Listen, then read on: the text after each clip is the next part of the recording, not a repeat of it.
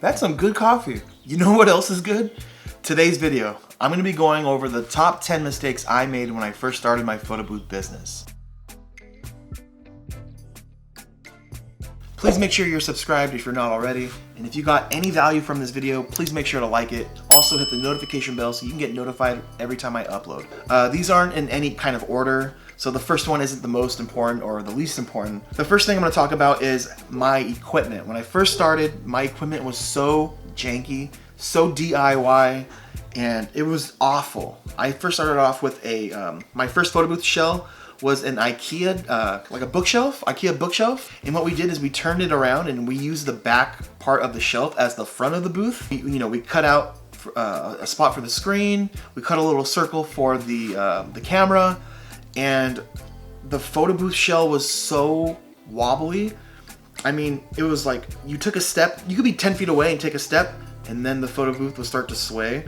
So one photo would be at an angle, and then the other would be like this way. The moral of the story is, don't try to cut corners to the point to where it hinders your business and it affects the way your photos come out. So it's super important to invest in decent equipment. The next mistake was not having business cards or flyers at my events. For the longest time, whenever someone asked for a business card or flyer, they'd use the photo booth at a party and then they would ask for that. I would just give them my phone number or be like, hey, here's my website. They'd type it in their phone and I never got a referral. That never worked. I mean, people will take your information down, but then they forget about it.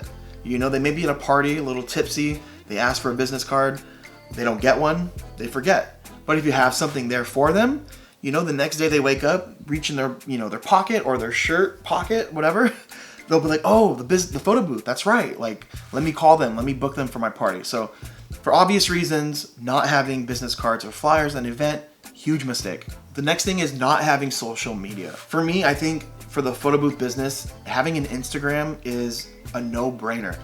Think about it, you're in the business of taking photos. Instagram is all about photos. So it's like, I'm cringing again just thinking about how long I operated without having an Instagram.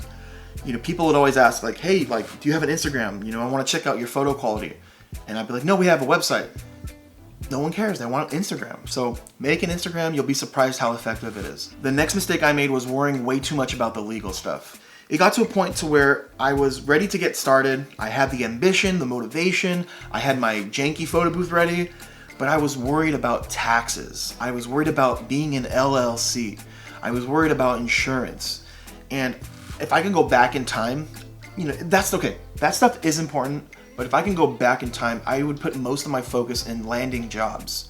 Then, from there, getting my LLC stuff going, then worrying about the taxes. I have to say for myself, I'm not a lawyer. This isn't legal advice. But what I can tell you that if I can go back in time, I wouldn't worry too much about it. I wouldn't let it hinder me, or I wouldn't let it stop you guys from getting started. The next mistake I made was not checking weather reports prior to events. In the photo booth business, very often your customer is going to tell you they want your photo booth to be set up outside. And if your photo booth is set up outside, there are chances of rain damaging your equipment. When I first started, I never checked the weather reports. And looking back at it, it's just like, I would have saved myself so many headaches. For example, I'll tell you guys a story when I'm embarrassed to say this, but I had an event, it was at a wedding, and there was no room inside of the wedding for me to set up my photo booth. So what they did is they had me outside on the balcony. And there's no canopy, there's no roof. I'm literally just set up outside. Well, 30 minutes into, the session, it starts to rain. And people are just so excited to use the photo booth. They're using it mid-session, it just starts pouring. Everyone goes inside and I have to pack up my stuff and leave. I can't go inside. There's no option for me. The only option is pack up as fast as I can and leave. It was the most embarrassing thing because I'm outside and I had to drag my equipment from the outside all the way through the party and to my car. And I had to refund the customer because obviously, they only got 30 minutes of active photo booth. That was embarrassing. I damaged my printer because it started raining really hard. And yeah, all of this could have been avoided if I simply just checked the weather report. It takes 10 seconds and going back, if I knew it was gonna rain or I saw the report, I could have contacted the event planner or the bride and just say, hey, I can't set up. and maybe we could have made adjustments to where I could have been inside, or I could have just not showed up at all. If I can go back in time, I probably just would have just canceled if I could. So you guys check the weather reports. Huge thing. Make sure you do that. The next mistake I made was not upselling customers. So in the photo booth business, there are things that you can have as add-ons, such as scrapbooks, things like refrigerator magnets. There's USB drives where, after the event, you put all of the photos taken on a USB drive. Just things like that. There's little upgrades here and there. And, if you don't offer these upgrades, I feel that you're missing out on a bunch of money. It's like just extra money.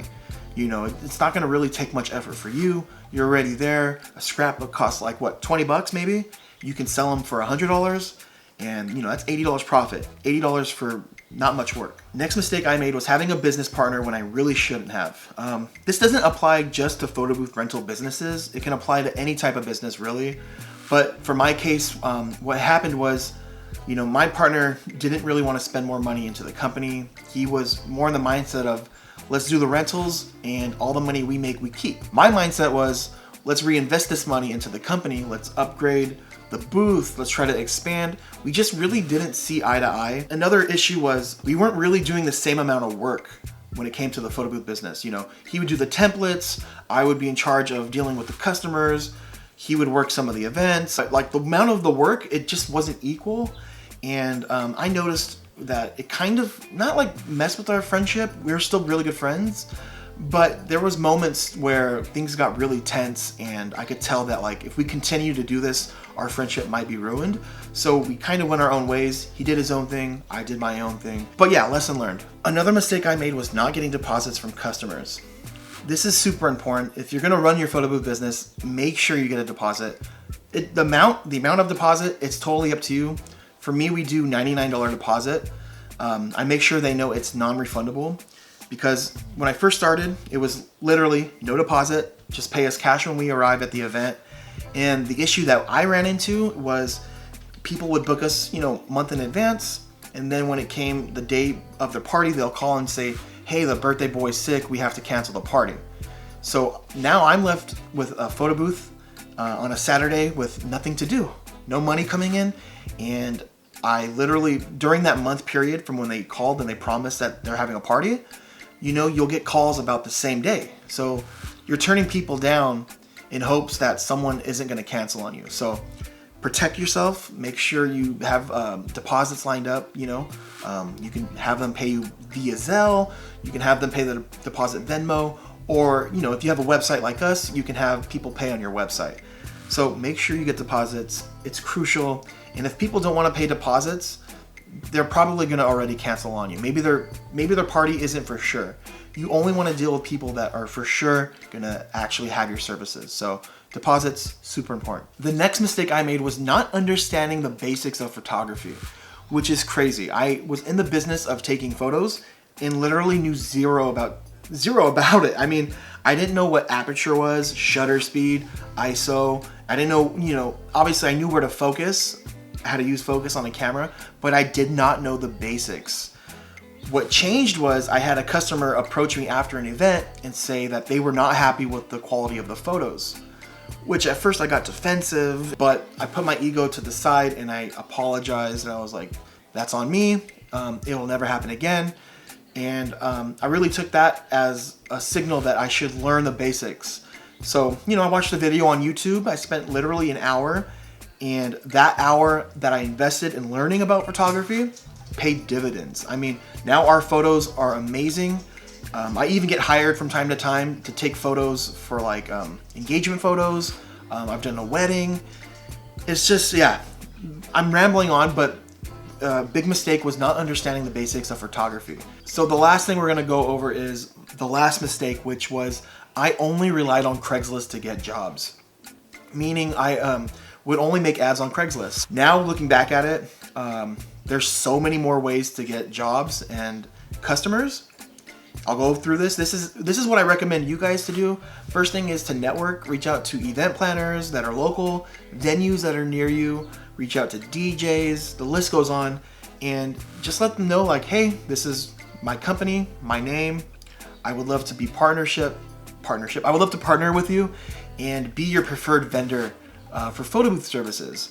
You know, what we're willing to do is give you a percentage of what we make every time we get hired, or if you would like, we can offer your customers free upgrades. It means that you have exclusive deals for your customers and they can only get that through you.